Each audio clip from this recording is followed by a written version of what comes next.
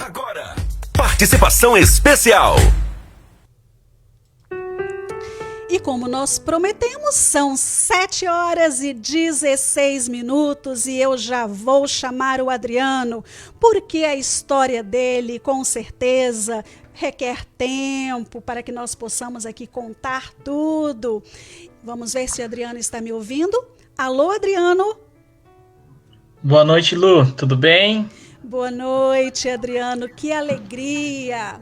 Que alegria ter você aqui conosco no programa Novo Tempo.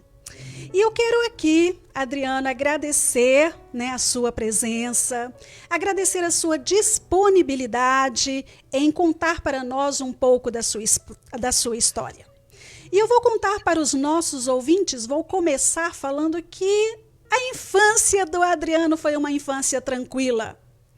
Criado aí no meio dos primos, das tias, dos tios, moravam todos ali no mesmo local, um pertinho do outro. Filhos de pais católicos, não praticantes, mas católicos. E teve aí, até os seus 12 anos, eu posso dizer que uma infância bem tranquila. Só que o Adriano, ele era o cara, ele era extrovertido e conversava tanto com os amigos, como as pessoas de mais idade. Era um rapaz descolado, como eles gostam de dizer, não é verdade? E ele tinha muitos amigos. Queridos, chega a adolescência, aquela fase da adolescência que nós pais tanto tememos. E nessa fase, é lógico, o Adriano aí tinha muitos amigos. E às vezes nem sempre essas amizades colaboram para o bem dos nossos filhos. E às vezes muito pelo contrário. E aos 16 anos, no auge da adolescência, então o Adriano começa a trabalhar. Ele morava num bairro considerado estatisticamente o bairro mais perigoso do mundo, que era o Capão Redondo. Eu estou certa, Adriano? Sim, Lu. Então, ele me fala que nessa idade aí, em torno dos 16 anos, grande parte dos amigos deles já estavam no mundo do crime. Ele até então não estava envolvido, mas conhecia toda a galera que estava lá. Então, se precisasse, queria uma arma. Olha, ele não tinha, mas ele sabia quem tinha, quem vendia. Se precisasse de alguma outra coisa ilícita, ele também conhecia alguém. Sabe aquele cara que conhece alguém, que sabe onde está, que sabe onde... Era o Adriano, era esse cara. Então, numa ocasião, por volta aí dos 18, 19 anos... Ele já trabalhava numa empresa de transporte de obras de arte, não uma empresa de obras de artes assim muito vultosas, nada muito caro. E Adriano então foi fazer uma viagem. Sabe para onde? Para o Paraguai. Então ele foi, com o motorista do caminhão e para uma viagem para o Paraguai. Queridos, lá extrovertido, conversa com todo mundo. Ele acabou tendo contato com uma pessoa e começaram a conversar. E o Adriano perguntou se era muito difícil, como é que era aquele lance de comprar droga, comprar maconha ali no Paraguai. E a pessoa então falou assim, olha, é muito fácil. Eu mesmo posso conseguir para você. E aí, Adriano, agora eu quero que você conte para nós como é que começou essa história? Então, você conheceu essa pessoa, ele sabia, onde estava a droga, trouxe até você. Quanto ele trouxe de droga até você, Adriano? Oi, Lu. Mais uma vez, boa noite. Boa noite aos nossos amigos que estão nos ouvindo pela web rádio Insuperável, aqui no Brasil. Creio que muitas pessoas estão nos ouvindo. Então, Lu, quando eu cheguei, como você bem disse, eu conhecia, e quando nós somos os nossos olhos estão brilhando não para Jesus, mas para o mundo, a gente começa a identificar a nossa ganância própria.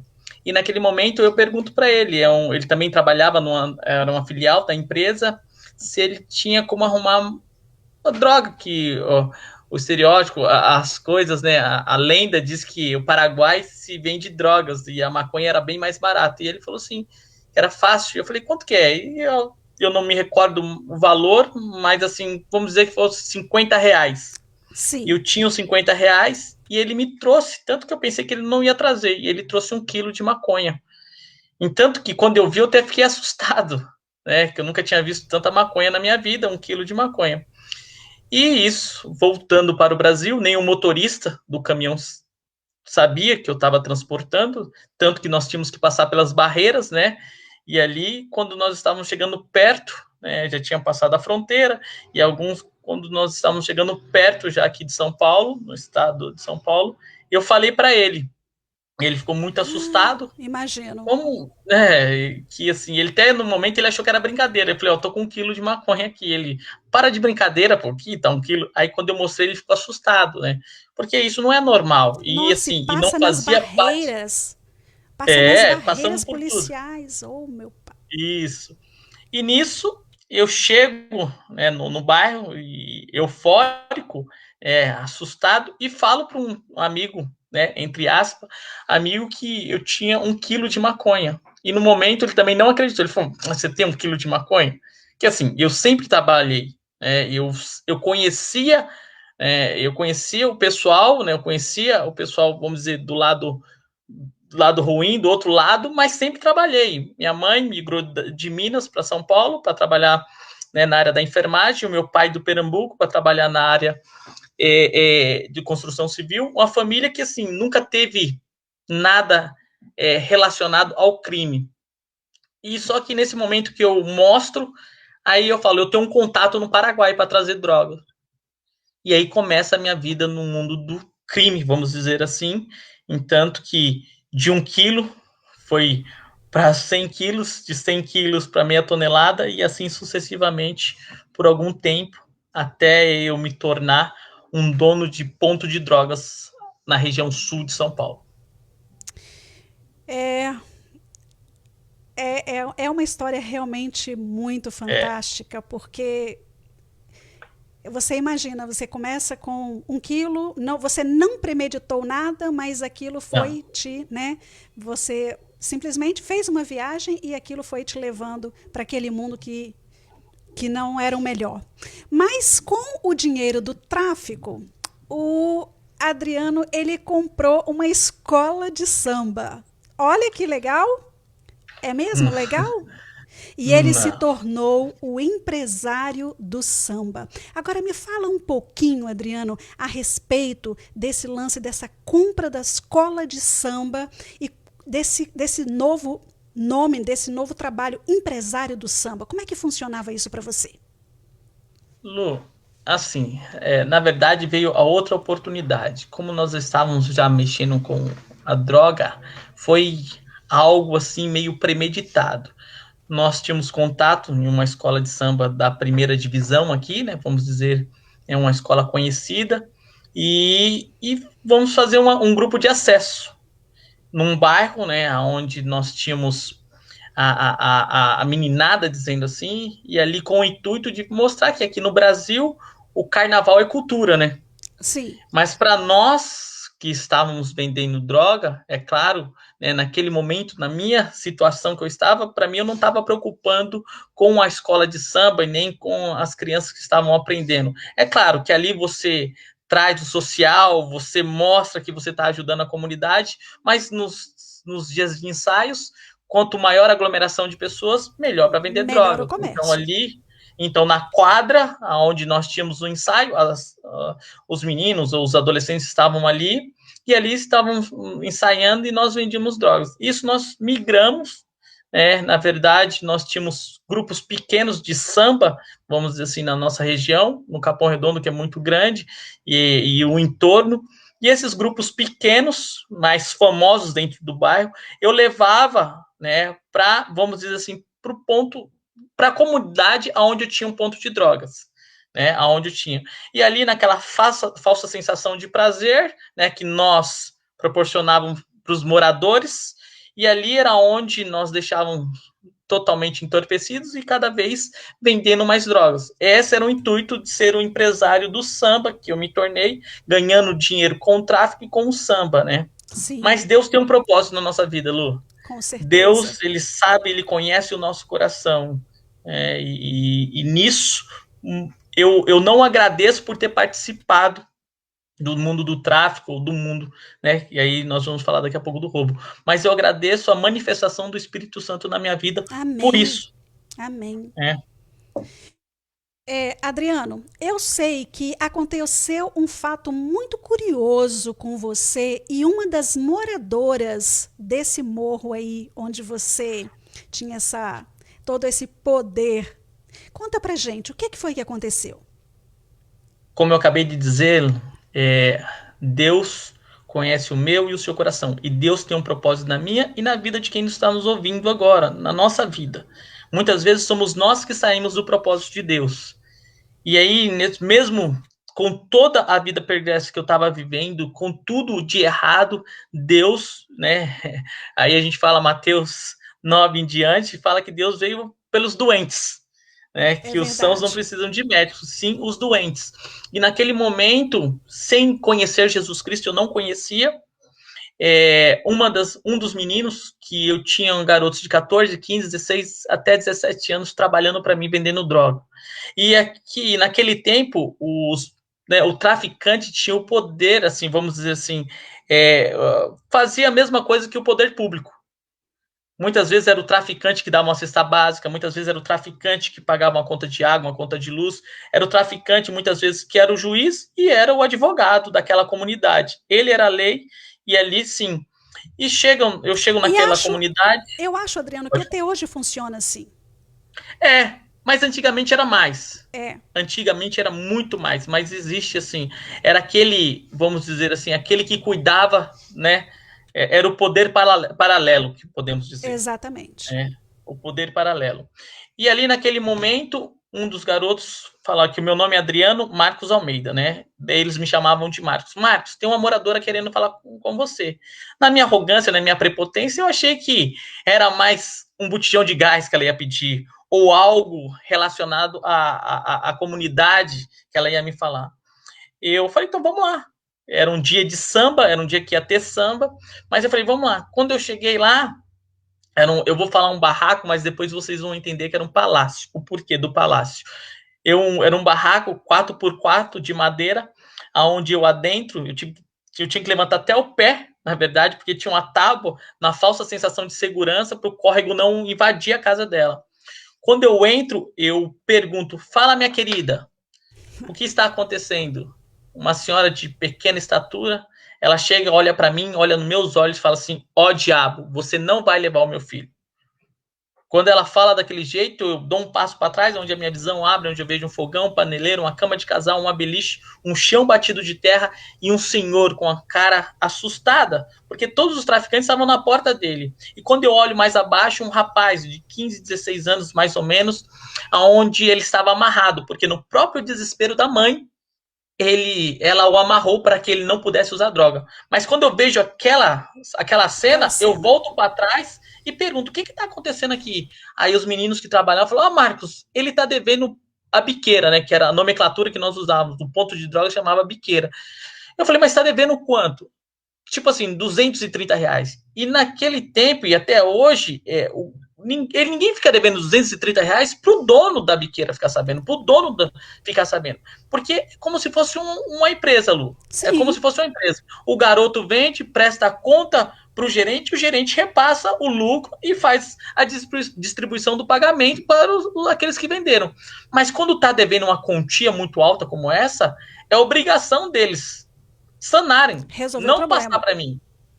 E assim, naquele momento eu vi o poder do Espírito Santo, a mão de Deus na minha vida, porque naquele mesmo momento eu fico com medo daquele lugar, eu não quero estar ali, porque eu não estava preocupado com a vida daquele cara, daquele rapaz naquele momento, eu não estava me preocupando, eu queria ganhar dinheiro. E eu olho para ela e falo assim, ó, a senhora não tá devendo mais nada, tá bom? Porque eu me senti pequeno ali. A senhora não deve mais nada. E virei as costas. Só que eu retorno e olho para ela. Ela olha para mim e fala assim, não, eu acordo 5 horas da manhã e vou dormir às 11 horas da noite. Mas o que o meu filho deve, eu vou pagar, porque o meu Deus é maior que você. Nossa, aí Quando, mexeu quando com ela as falou isso, estruturas aí do Adriano. eu nunca tinha escutado isso. Eu não sabia, né? E ali, aquele momento, eu descobri. É claro que eu não tinha esse entendimento que eu tenho hoje, mas naquele momento eu descobri que as trevas nunca vai se misturar com a luz. Aquela mulher ali, naquele momento, era ela a luz. Eu era as trevas. Naquele momento não era mais o barraco, e sim um palácio, porque eu tenho certeza que naquela casa, mesmo com a situação daquele rapaz que estava, sabe, viciado nas drogas, ali habitava o Espírito Santo, porque só uma pessoa dotada do Espírito Santo verdadeiramente tem coragem de enfrentar o diabo de frente. E naquele Muito momento, forte. ela não esqueceu o tamanho do Deus dela, porque só uma mulher temente a Deus tem coragem de falar do jeito que ela falou. Eu saio dali todo meio, sabe, entorpecido, porque eu não estava Sim, entendendo nada, e fui embora, e todo mundo, Marcos, vai ter samba? Eu falei, vai. E quando eu entro no meu carro, eu começo a chorar. Mas chorar, o mal chorando, eu ganhava dinheiro com aquilo. E naquele momento, eu nunca mais, depois daquele dia, eu nunca mais trafiquei. amém. É. Olha, Adriano, é realmente emocionante. É uma história emocionante. E aí, então, você deixou o tráfico de drogas e tem gente aqui querendo, já está perguntando. Pergunta para ele se ele também era usuário de drogas. Louvado seja Deus, eu já experimentei, mas nunca usei para me tornar viciado. E também nunca usei no cotidiano nem nada. Eu experimentei, mas nunca. Não, então eu posso dizer que eu nunca usei drogas. E aí eu já tenho também um recadinho para você aqui, Adriano. E a pessoa falou assim: olha, o meu nome é Robson Lenon e eu sou amigo do Adriano Almeida. Tenho acompanhado sua trajetória desde que se converteu. Gostaria de mandar um grande abraço a ele e dizer que o seu testemunho tem sido uma bênção a muitas pessoas mundo afora. Que legal. Querido, muito obrigada aí por sua participação, por estar aqui acompanhando o programa Novo Tempo, direto aqui dos Estados Unidos, e por ter deixado esse recadinho aqui tão precioso para nós. Continue ligadinho, porque o Adriano ainda tem muita coisa para contar. Então, Adriano, você deixou o mundo do tráfico e você foi fazer o quê? Procurou um emprego? Vamos ver o que o Adriano foi fazer? Olha, o Adriano caiu a conexão, mas a gente já volta. Enquanto isso, você vai ouvindo uma música. Jesus Cristo mudou o meu viver.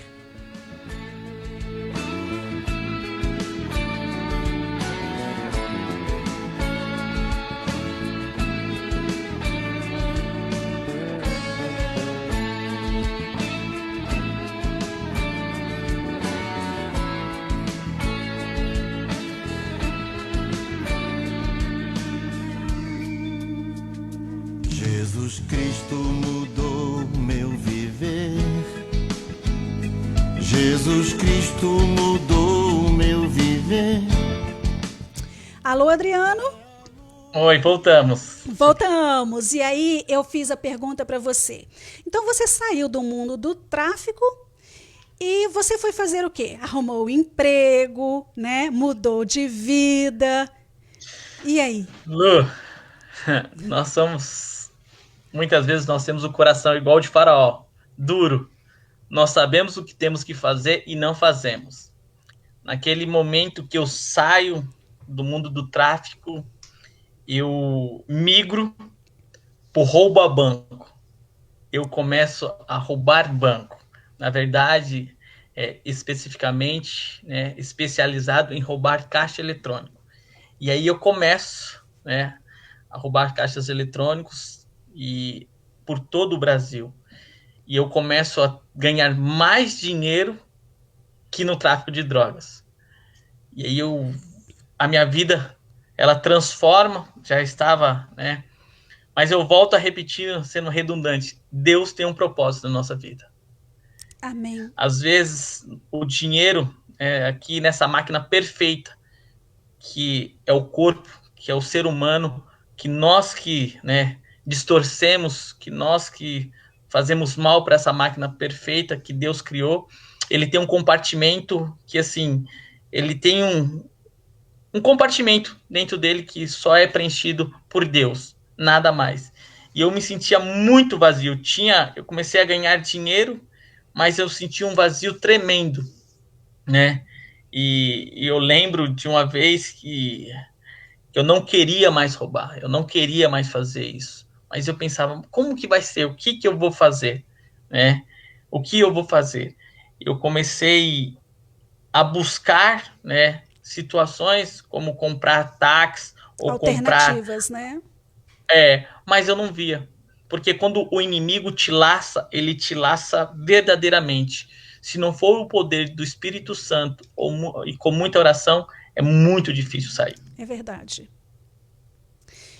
E aí você então começou a roubar os caixas eletrônicos e você então encontrou novos amigos, né, que participavam disso junto com você. Mas você não se sentia bem, você se sentia incomodado com esse mundo que você estava vivendo, não é, Adriano? Mas só que você chega então a falar assim, olha, vai ser esse o meu último assalto. E aí, Sim. Como é que foi esse último assalto? Conta para os nossos ouvintes e conta para mim novamente como foi esse último assalto. Eu agradeço todos os dias esse último assalto. Na verdade, ele seria o penúltimo, porque eu tinha planejado outro assalto com essa... Só que uma quadrilha especializada, uma das maiores, me chamou e falou assim, que eles me chamavam de baixinho. Baixinho, vamos lá, tem 5 caixas eletrônicos, você corta 3 e fulano corta 2. E assim, vai dar um dinheiro razoável e eu só pensando na aposentadoria do crime. Eu queria parar de qualquer jeito, mas eu não tinha caminhos para isso. E naquele dia, no Guarujá, quando eu entro, era um mercado, né, onde tinha 5 máquinas de caixas eletrônicos. Quando eu entro no mercado, o meu telefone toca e fala assim, sai por trás que tá tudo cercado. E eu entender... Estavam em quantos, Adriano? Nós estávamos em 9. 9. 9. Nós estávamos em 9. E aí o trabalho bem dividido, né? Um serra, bem dividido, o outro cada um vigia. com a sua função. Exatamente. Cada um tinha a sua função específica. Nós éramos uma quadrilha bem especializada mesmo, né, nisso que fazia. Porque eu já tinha muito tempo fazendo isso. E quando meu telefone toca, nós vamos sair. Quando sai, começa um tiroteio. Um é baleado, o outro é morto. Eu volto para dentro do mercado, subo no mezanino, quebro o telhado, do outro lado é rua, do outro lado é estacionamento. Vou para frente, está cercado de polícia. E naquele momento que está cercado de polícia, eu começo a gritar, porque todos os outros integrantes da quadrilha já estavam presos. Um já estava morto e outro baleado, gritando. Imagina isso, 3 horas da manhã, o fuzuê que era no meio, com medo, né, de morrer. Eu começo a gritar, que eu era vítima, e os policiais... Uma estratégia boa, né, que poderia ter funcionado. Não funcionou. Tanto que o policial fala, joga o fuzil. Eu falei, eu não tenho, eu sou vítima. Nesse momento o policial falou, então pula. Eu falei, não, se eu pular eu vou morrer. Eu vou voltar por onde eu vim. Ele falou, não, se Quantos você voltar... metros mais ou menos de altura, Adriano? 10 metros de altura, Lu. Nossa, era pular e suicídio mesmo, né? Então, naquele momento que eu pulo, eu lembrei do primeiro estudo que eu tive num DVD do pastor Fernando Iglesias, né, que tá lá, que é Princípios, e no primeiro estudo tá assim, um pulo no escuro. Quando eu pulei, eu morri para minha vida material, mesmo não sabendo de tudo que ia acontecer, mas renasci, ressuscitei, Cristo me ressuscitou, o Espírito Santo, para minha vida espiritual. Amém. Quando eu caio no chão, eu quebro meu pé esquerdo. E aí, às vezes, eu faço essa brincadeira quando eu estou palestrando para os nossos adolescentes e conto de uma forma meio lúdica essa parte, né? Sim. Não com todos esses detalhes em relação, mas eu formo de uma forma mais lúdica. Mas quando eu chego nessa parte, eu falo assim, ó, às vezes, quando o papai e a mamãe dão umas palmadas, é com amor, sabia? Eles falam, não, tio, é com raiva mesmo. Dói Eu falei mesmo. com amor, porque quando a vida ela bate para machucar e para deixar cicatriz pro resto da vida. Porque naquele dia, Lu, eu apanhei muito, muito mesmo. O meu dinheiro, até aquele dia, tinha me pedido que os policiais me tocassem ou qualquer outra pessoa tocasse a mão em mim. Mas naquele dia eu apanhei muito. Eu até brinco assim, o que eu não apanhei da minha mãe na juventude, Você eu apanhou naquele apanhei dia. aquele dia. Mas eu apanhei só no meu pé quebrado. Ai. Naquele momento, o policial me arrasta para o lixo, coloca a arma no meu peito. E aonde eu sempre falo que eu creio e acredito no anjo da guarda que nós temos, que Deus nos colocou, como a irmã White fala, né? Que naquele grande dia, o primeiro ser celeste que nós vamos ver é o nosso anjo da guarda. Amém. E eu falo, e assim, e repito, o meu anjo da guarda naquele dia estava lá. Nós fomos presos em 7 pessoas, 7 delas com a pasta carimbada PCC, que é uma sigla que nós conhecemos muito bem aqui no Brasil. Eu entro no CDP de São Vicente com um cálculo de condenação de 28 anos. É muito tempo. É muito tempo, Adriano. Então, nós tivemos aí um que fugiu, né? Eram 9 Isso. aí na quadrilha. Um fugiu, um morto e 7 presos. E o Adriano, então, com uma condenação de 28 anos. Presos lá no CDP de São Vicente. E como é que foi essa sua estadia aí na prisão, nesse CDP? Mas antes eu quero te fazer uma pergunta que um ouvinte mandou aqui pra gente. Quanto tempo levava para planejar um roubo desses, né, de caixa eletrônica? E como eram feitas essas reuniões de vocês? Olha, eu não sei se os nossos ouvintes, os nossos amigos internautas, os nossos irmãos estão podendo me ver. A grande maioria, eles, né, eu tô falando assim, não sendo, né, mas a gente não tinha, quem vê cara não vê coração, né? Nós não tínhamos cara de assaltantes. E o roubo a banco, ele é um glamour. Então, assim, nós tínhamos a estrutura desde gerentes que o dinheiro corrompe, né? Homens que não se vendem e não se compram. Mas todos nós temos um preço. E até nós que somos cristãos, temos o nosso preço. O nosso preço foi derramado na cruz do Calvário, o sangue de Cristo. Mas para aqueles que não conhecem a Cristo, né, o dinheiro corrompe. Seja ela em qual escalão, seja de qual profissão. Então nós tínhamos isso na mão. Então nós íamos, olhávamos, aí ali, daquele momento, nós começávamos a planejar qual era a viatura da área, qual era o gerente, quando chegava o dinheiro. Então, era uma estratégia normal. Exatamente. Isso. Dependia. Como a gente já estava muito acostumados, e assim, variava muito de banco para banco, uma semana.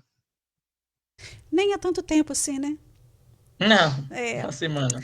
Bom, respondida a sua pergunta, e tem outro ouvinte aqui que perguntou se você era casado. Fui casado. Fui casado. E a sua família sabia desse seu trabalho, Adriano? Sabiam.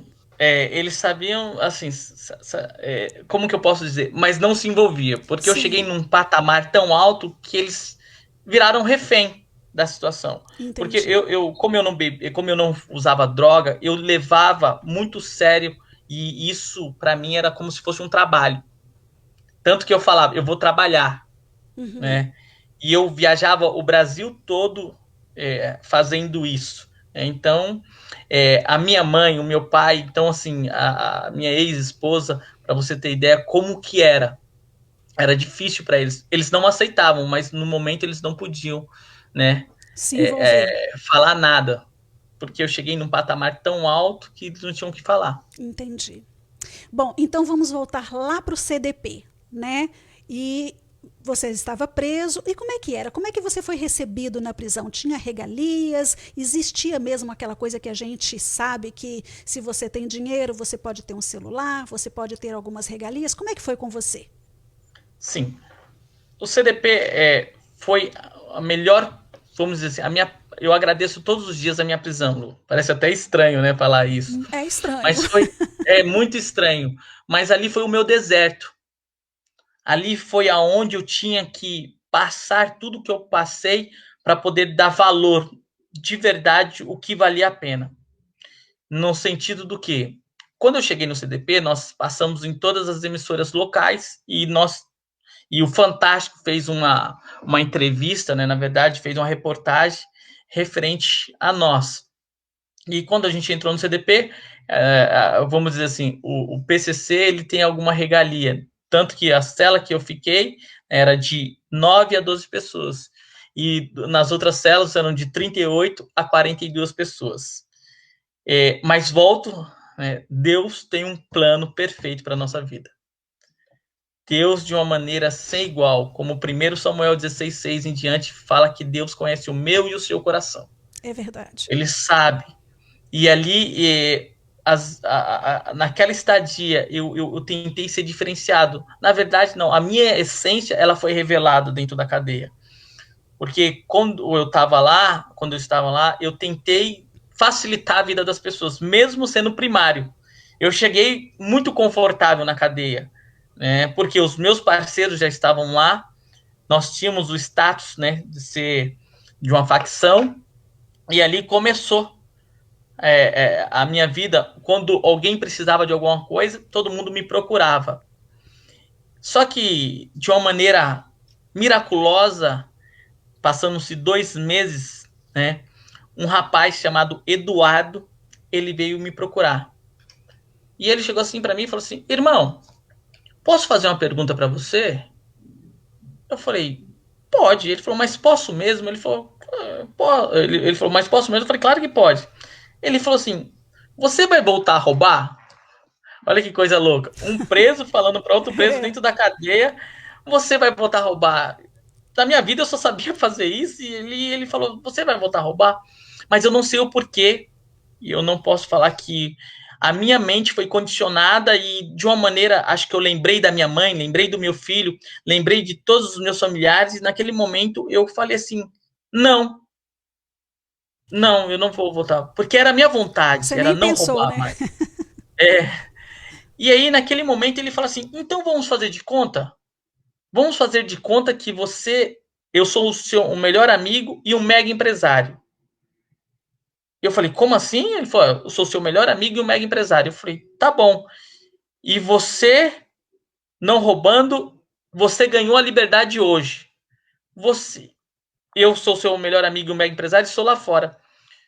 Você teria que procurar um emprego. Você ia pedir um emprego para quem? Para mim, que sou o seu melhor amigo e um mega empresário, ou para o meu parceiro aqui, que é meu gerente?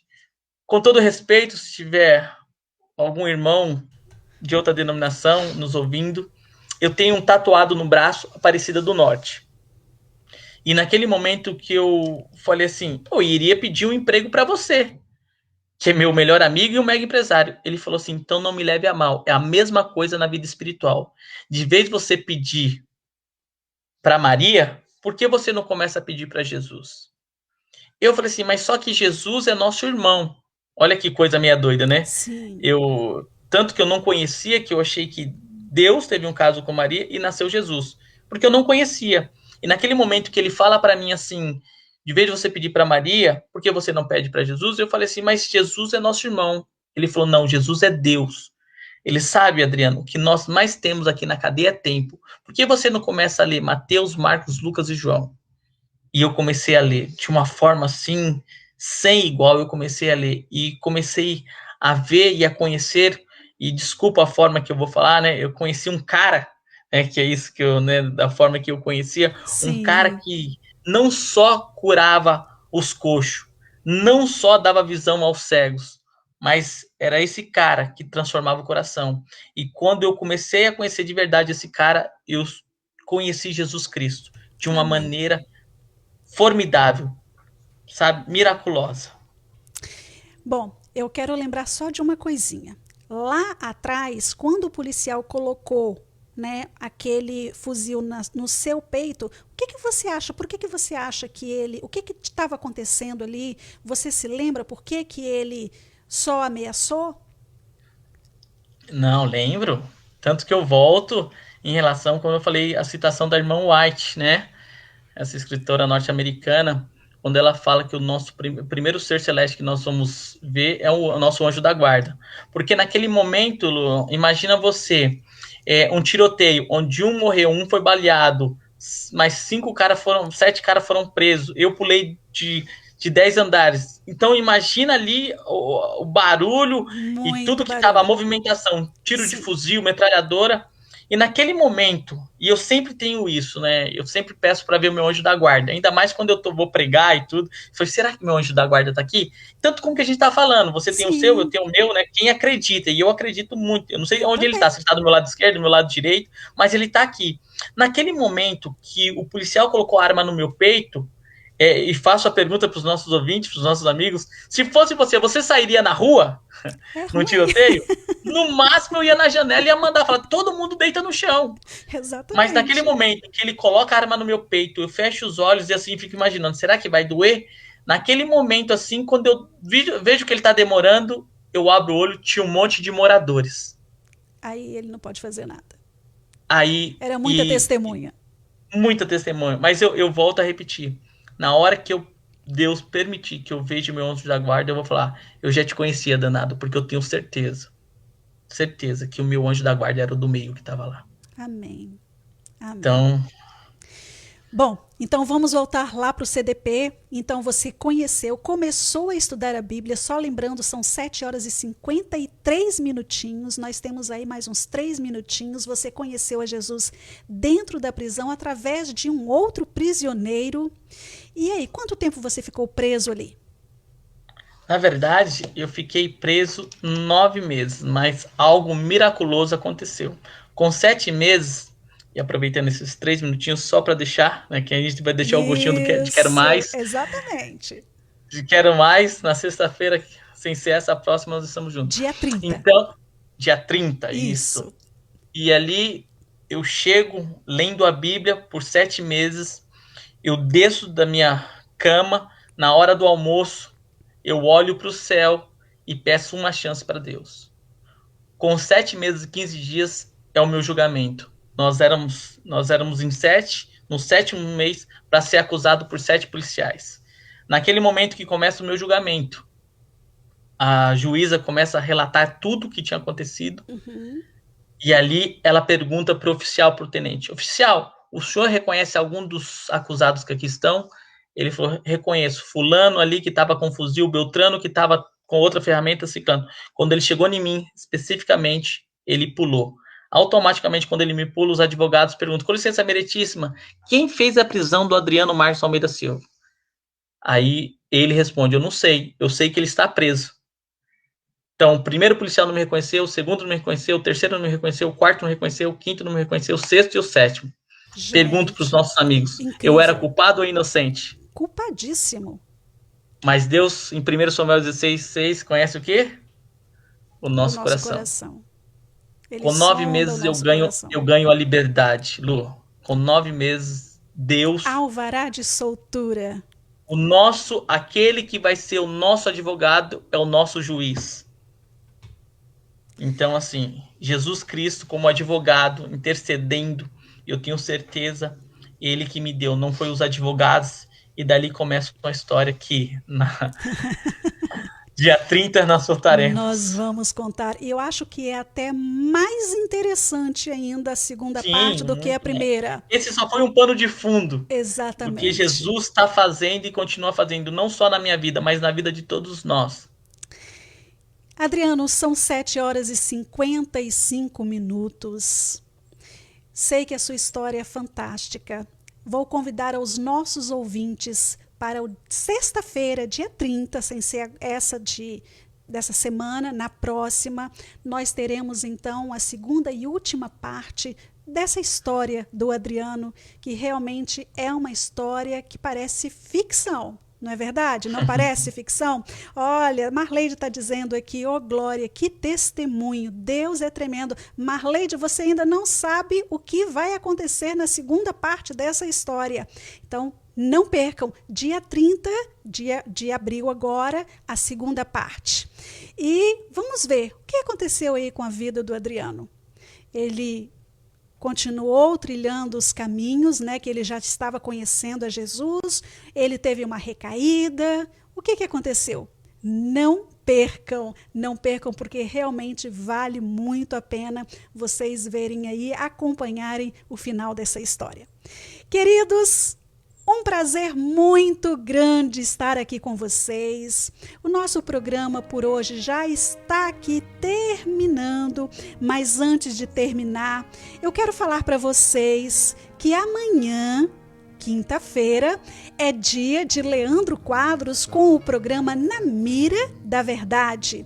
Sexta-feira, nós teremos aqui uma querida falando para nós, Cíntia Felski.